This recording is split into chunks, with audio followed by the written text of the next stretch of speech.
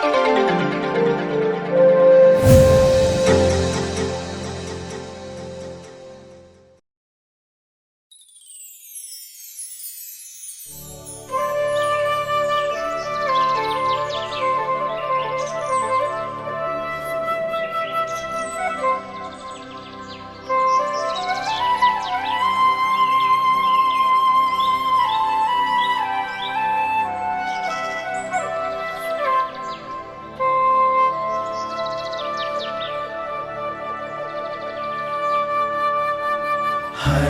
घर में ईश वचन, सत्य वचन, जीवन वचन।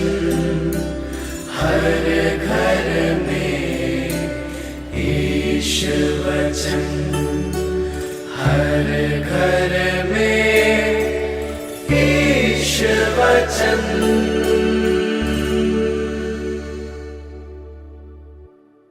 संत लूकस के अनुसार पवित्र सुसमाचार अध्याय 24 पर संख्याएं 35 से लेकर 48 तक। शिष्यों ने भी बताया कि रास्ते में क्या क्या हुआ और उन्होंने ईसा को रोटी तोड़ते समय कैसे पहचान लिया। वे इन सब घटनाओं पर बातचीत कर ही रहे थे कि ईसा उनके बीच आकर खड़े हो गए। उन्होंने उनसे कहा, तुम्हें शांति मिले। परंतु वे विस्मित और भयभीत होकर यह समझ रहे थे कि कोई प्रेत देख रहे हैं। ईसा ने उनसे कहा, तुम लोग घबराते क्यों हो? तुम्हारे मन में संदेह क्यों होता है? मेरे हाथ और मेरे पैर देखो, मैं ही हूँ। मुझे स्पर्श कर देख लो। प्रेत के मेरे जैसा हाड़ मांस नहीं होता। उन्होंने यह कहकर उनको अपने हाथ और पैर दिखाए। जब इस पर भी शिष्यों को आनंद के मारे विश्वास नहीं हो रहा था और वे आश्चर्यचकित बने हुए थे, तो ईसा ने कहा, क्या यहाँ तुम्हारे पास खाने को कुछ है? उन्होंने ईसा को भुनी मछली का एक टुकड़ा दिया। उन्होंने उसे लिया और उनके सामने खाया। ईसा ने उनसे कहा, मैंने तुम्हारे साथ रहते समय तुम लोगों से कहा था कि जो कुछ मूसा की संहिता में और नबियों में तथा भजनों में मेरे विषय में लिखा है, सबका पूरा हो जाना आवश्यक है। तब उन्होंने उनके मन का अंधकार दूर करते हुए उन्हें धर्म ग्रंथ का मर्म समझाया और उनसे कहा, ऐसा ही लिखा है कि मसीह दुख भोगेंगे, तीसरे दिन मृतकों में से जी उठेंगे और उनके नाम पर यरूशलेम से लेकर सभी राष्ट्रों को पाप क्षमा के लिए पश्चाताप का उपदेश दिया जाएगा। तुम इन सब बातों के साक्षी हो। देखो, मेरे पिता ने जिस वरदान की प्रतिज्ञा की है उसे मैं तुम्हारे पास भेजूंगा। इसीलिए तुम लोग शहर में तब तक बने रहो जब तक ऊपर की शक्ति से संपन्न न हो जाओ। प्रभु का सुसमाचार। प्रिय भाइयों एवं बहनों, विश्वास की शक्ति को ही सर्वोपरि शक्ति मानी जाती है। विश्वास में वह ताकत है जो जीवन में आगे बढ़ने में सदा मदद करता है।